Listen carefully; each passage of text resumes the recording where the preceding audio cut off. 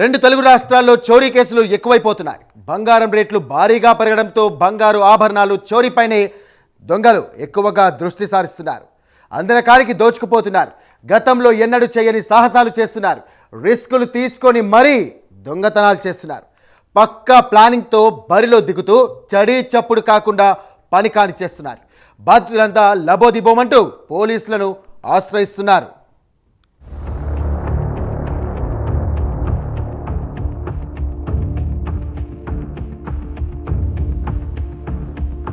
Kukatpally housing board police station పరిధిలో ఓ భారీ చోరీ జరిగింది. సర్దార్ పటేల్ నగర్లోని ఆలయంలో ప్రవేశించిన దొంగలు భారీగా లూటీ చేశారు. శ్రీ వెంకటేశ్వర స్వామి దేవస్థానంలో మూల విరాట్కు సంబంధించిన ఆభరణాలను దొంగలు చోరీ చేశారు. సుమారు 30 లక్షల రూపాయలకు పైగా విలువ చేసే 15 తులాల వెండి ఆభరణాలతో పాటు 3 తులాల బంగారు ఆభరణాలు దొంగలు ఎత్తుకెళ్లారు.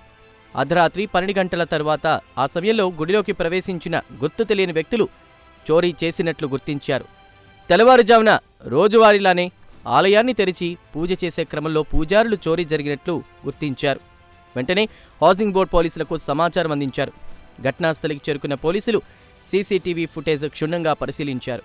ఘటనపై కేసు నమోదు చేసిన పోలీసులు పలు కోణాల్లో దర్యాప్తు చేస్తున్నారు. ప్రత్యేక బృందాలను ఏర్పాటు చేసి దొంగల కోసం పోలీసులు గాలింపు చర్యలు ముమ్మరం చేశారు. నిన్న రాత్రి 12:45 నుంచి 2 గంటల ప్రాంతంలో ఈ టెంపుల్ సర్దార్ పటేల్ కాలనీలో ఉన్న ఈ వెంకటేశ్వర స్వామి టెంపుల్లో నిన్న గుర్తు తెలియని వ్యక్తులు 2 వ్యక్తులు వచ్చి స్కూటీ మీద వచ్చినట్టు తెలుస్తుంది.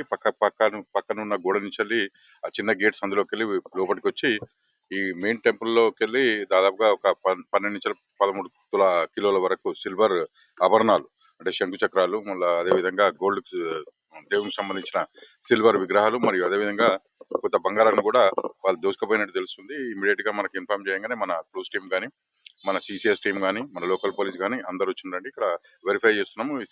సీసీటీవీ ఫుటేజ్ కూడా చెక్ చేస్తున్నాం.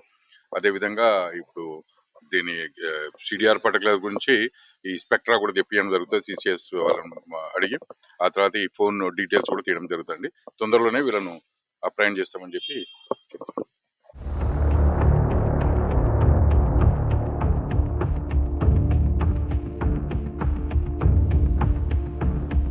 ఏపీలోని పెందుర్తిలో కూడా ఓ చోరీ కేసు వెలుగు చూసింది.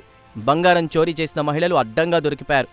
షాపులో ఉన్న సిబ్బంది వెంటనే స్పందించి మహిళా దొంగలను పట్టుకుని పోలీసులకు అప్పగించారు. 4 మహిళా దొంగలు చేసిన చోరీ ప్రయత్నం బెడిసికొట్టింది. పెందుర్తి అండి, విశాఖపట్నం. మాది Pendurthi jewellery shop, Shri Venkateswara jewellery. ఉదయాన్నే మేము 10 గంటల షాప్ తీసేసి మేము పూజ చేసి కౌంటర్లో కూర్చున్నాం. కస్టమర్లు 4 వచ్చేసి ఆ ఐటమ్ చూపించమన్నారు. చూపించిన తర్వాత మేము చూస్తున్నాగానే 2 జతలు చెవులు తీశారు. చూస్తే 4 ఇద్దరు వచ్చారండి. 4 వస్తూనే పట్టుకుని పారిపోయారండి బయటికి. నేను పక్క షాప్ షీట్స్లో కూర్చున్నాను, మా స్టాఫ్ చూస్తున్నాను.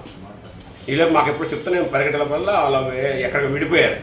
పట్టుకొని షాప్లో తీసుకొచ్చి చెక్ చేస్తే జత బుట్టలు దొరికాయి. తులమన్నర జత, సుమారు 1,50,000 ఉంటుంది రేట్. అది ఎమ్మెల్యే స్టేషన్కి ఫోన్ చేస్తాం, వచ్చి పట్టుకొని స్టేషన్ తీసుకెళ్ళి అప్పు చెప్పిస్తాం స్టేషన్.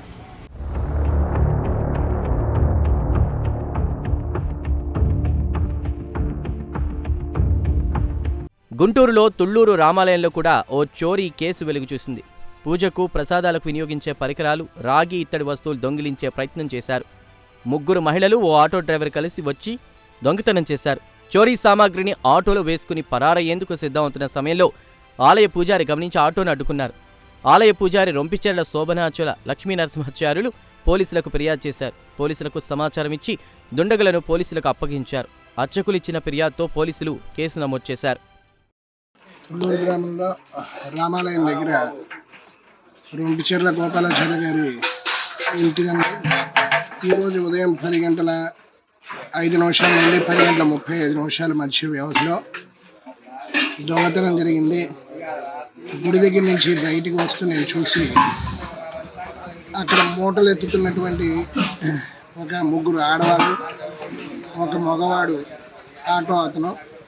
వీళ్ళని చూసి అనుమానంగా ఆటో ఆపితే ఆటోలో గుళ్ళోకి వాడేటువంటి అభిషేక సామాన్లు, బిందెలు, ప్రసాదం గిన్నెలు ఇవన్నీ కూడా ఉండటం జరిగింది. అన్నీ రాగివి, ఇత్తడివి, అలాగే పాత గంగాళం ఇట్లాంటి వస్తువులన్నీ కూడా ఇంట్లో నుంచి తీసుకొచ్చి దొంగతనంగా ఆటోలో వేసుకొని వెళ్ళిపోతుంటే తీసుకొచ్చి పోలీస్ స్టేషన్లో అప్పచెప్పడం జరిగింది.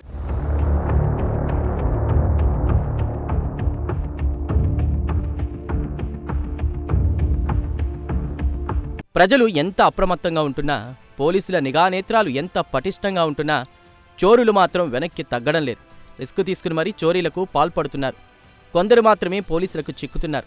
మరికొందరు చోరులు పోలీసుల కళ్ళుగప్పి తప్పించుకు తిరుగుతున్నారు.